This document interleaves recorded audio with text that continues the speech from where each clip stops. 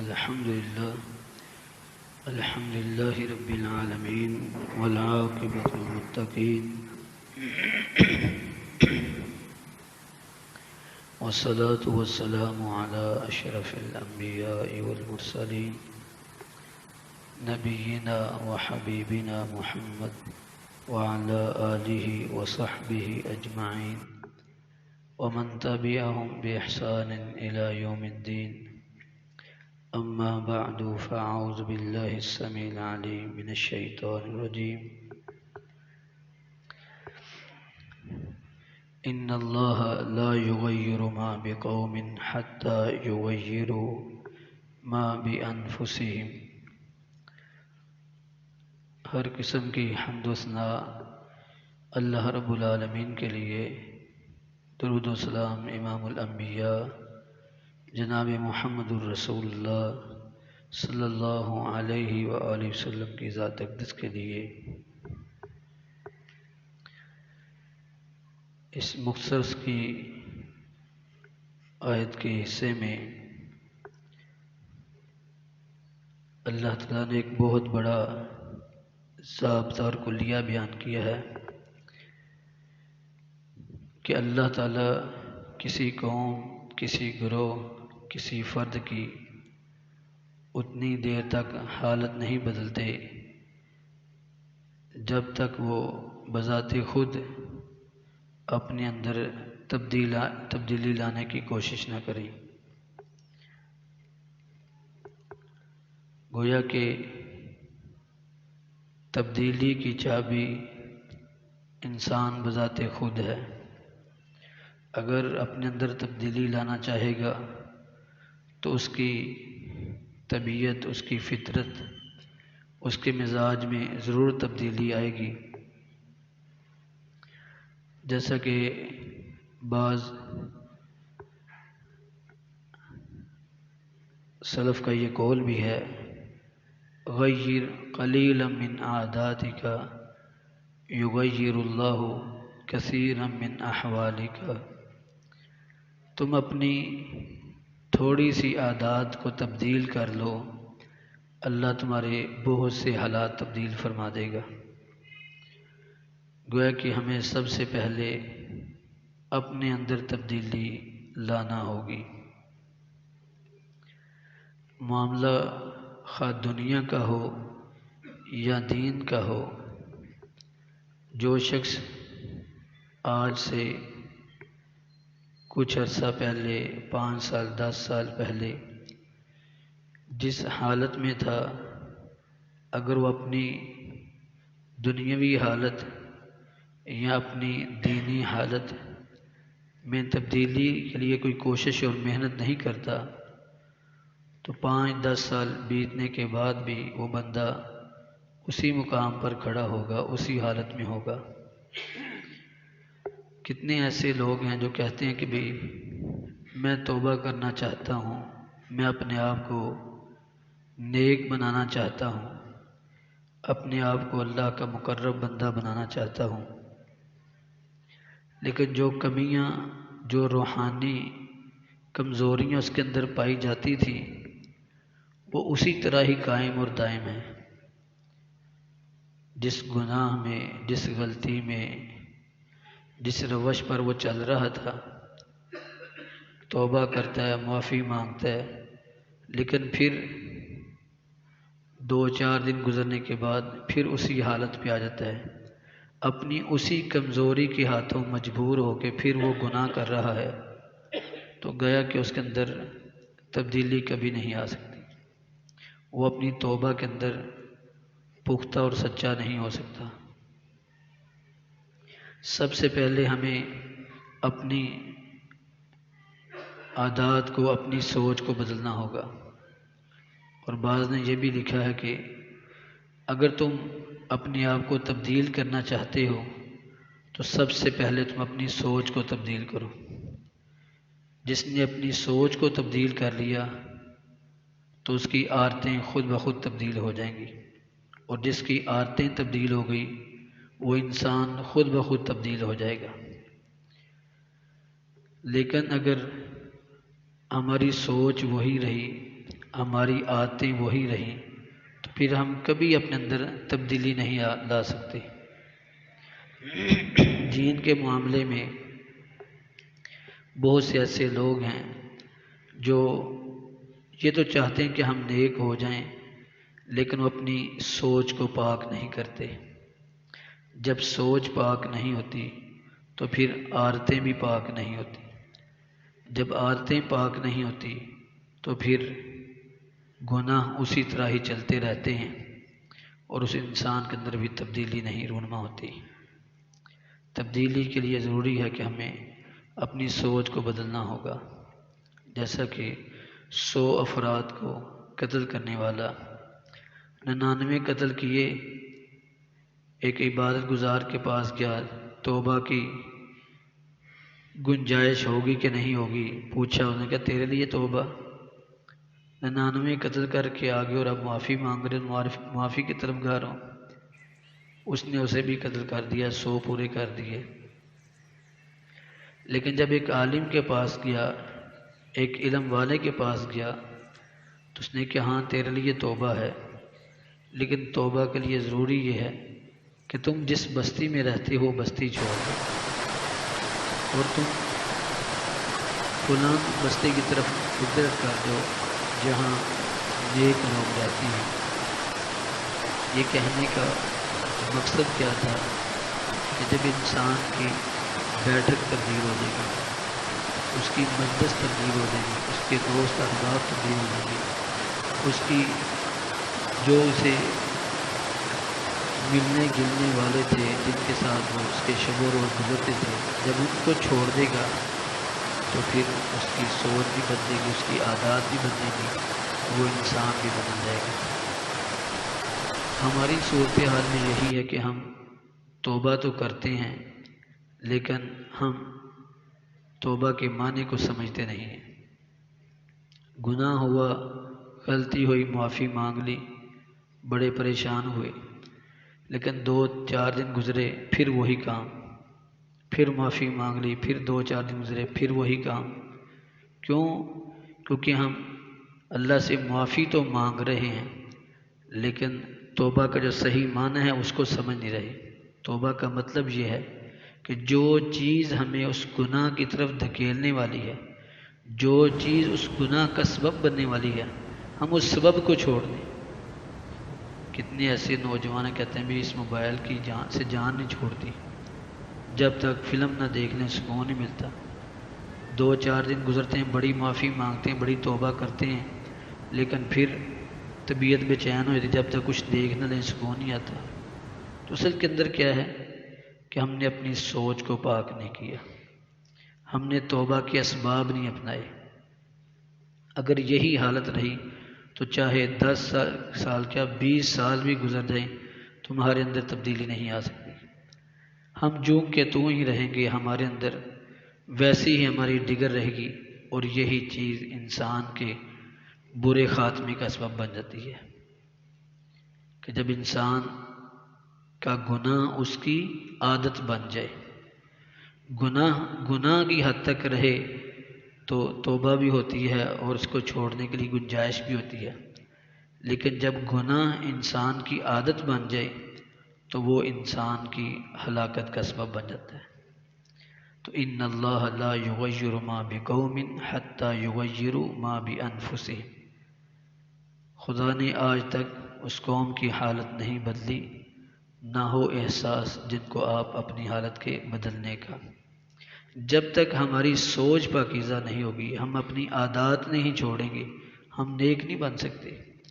اللہ بھی ہماری حالت کو تبدیل نہیں کرے گا۔ ایک بندہ اسی مجلس میں جا کر بیٹھ رہا ہے، بروں کی صحبت اسی طرح اپنائے ہوئے، بری محفلیں، برے جو پروگرام تھے اس کے اسی طرح چل رہے ہیں، پھر وہ کہے کہ میں نیک بن جاؤں، یہ نہیں ہو سکتا۔ اس لیے میں کہتا ہوں کہ اللہ سے اپنے لیے، اپنی اولاد کے لیے فطرت کے پاک ہونے کی دعا کرنی چاہیے کہ اللہ ہماری اولادوں کی فطرت کو نیک کر دے۔ جس بندے کی فطرت نیک ہوگی وہ چاہے بروں کے اندر رہے تو بروں میں رہ کر بھی پاکیزہ رہ جائے گا، اور جس کی فطرت بری ہوگی، چاہے وہ نبی کے گھر میں پرورش پانے والا ہے، وہ برا ہی ہوگا۔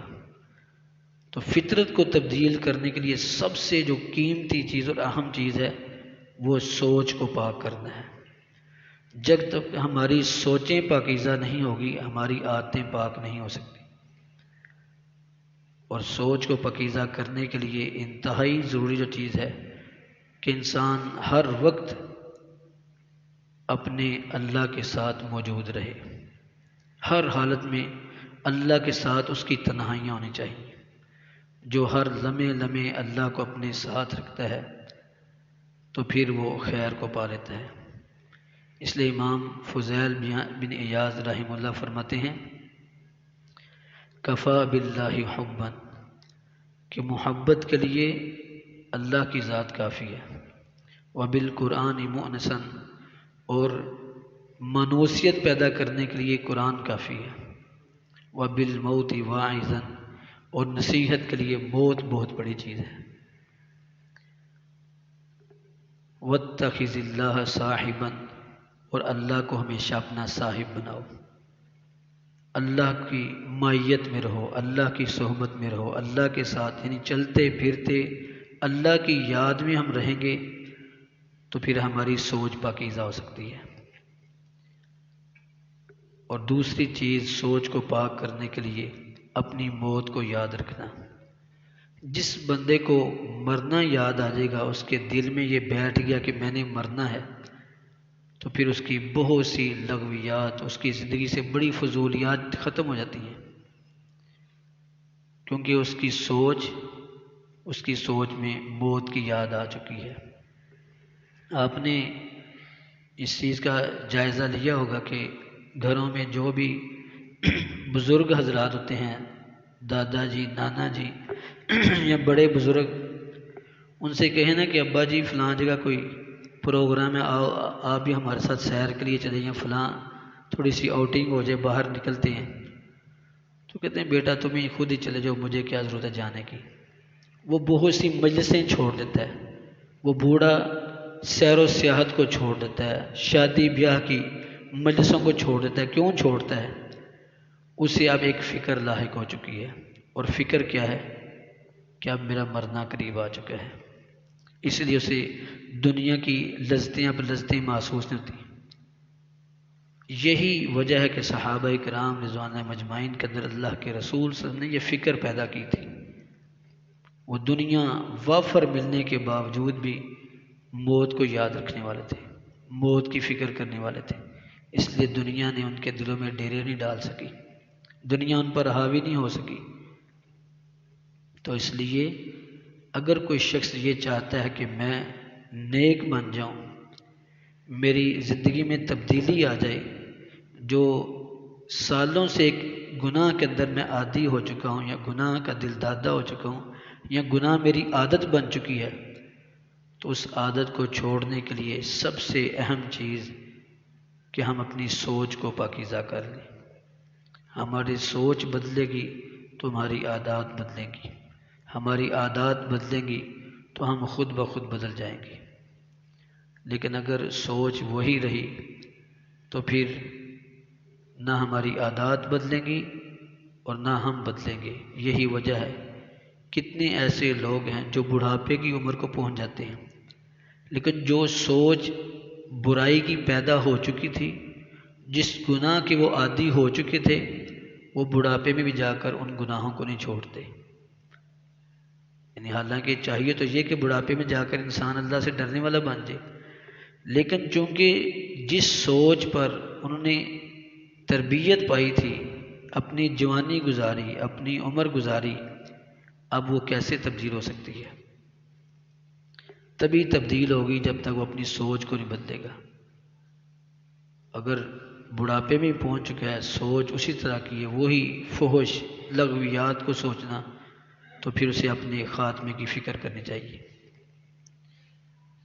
ہم نے اپنی زندگیوں میں ایسے لوگ دیکھے، قریب کا ہی واقعہ ہے کہ ایک بندہ جو مسلک کے لحاظ سے بھی ٹھیک تھا، جماعت کا صدر ہے، لیکن بدکاری کرتے ہوئے اس کا خاتمہ ہو گیا۔ اللہ ہمیں برے خاتمے سے محفوظ فرمائے۔ تو اس کی سب سے بڑی وجہ کہ جو سوچ تھی وہ اسی طرح ہی رہی۔ اگر ہماری سوچیں اسی طرح ہی ہیں جو آج سے سالوں سال پہلے تھی، تو پھر ہم قطعاً یہ امید نہ رکھیں کہ ہم بدل چکے ہیں۔ چاہے ہمارے سر کے بال سفید ہو چکے ہیں، لیکن چونکہ ہماری سوچیں وہی تھیں، آج بھی ہم وہی ہیں۔ چاہے ہم 100 مرتبہ 200 مرتبہ استغفار کی تسمیاں پڑھ لیں، لیکن جب تک یہاں تبدیلی نہیں آئے گی ہم بدل نہیں سکتے۔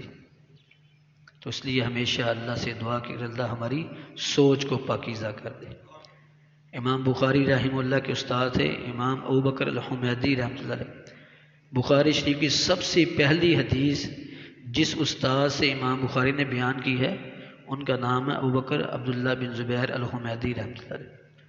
ان سے کسی نے پوچھا حضرت مجھے نماز میں برے خیالات آتے ہیں، اس کا کوئی حل ہے؟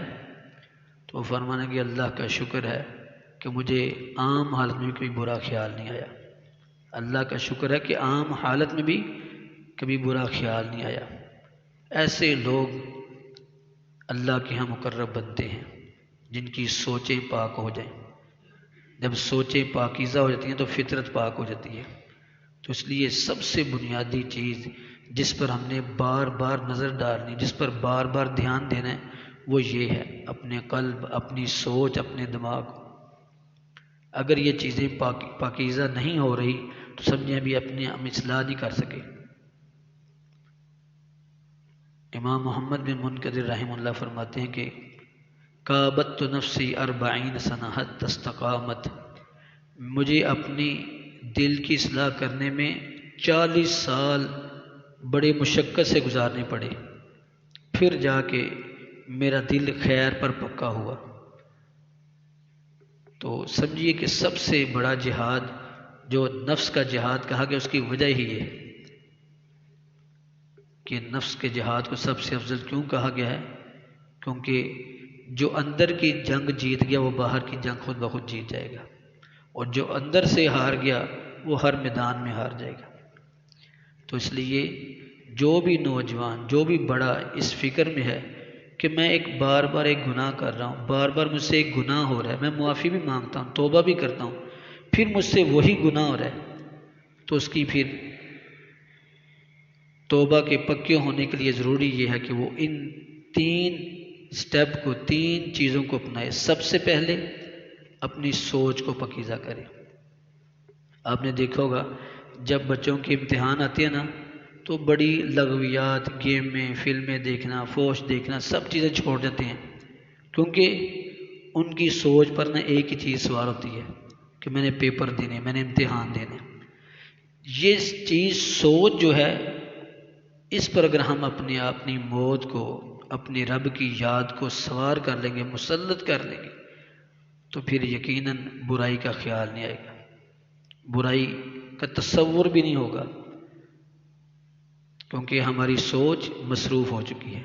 جب سوچ مصروف نہیں ہوگی تو یہ آپ نے سنا کہ فارغ بندہ یا ولی ہو جاتا ہے، یا پھر بیمار ہو جاتا ہے، یا پھر بدکار ہو جاتا ہے۔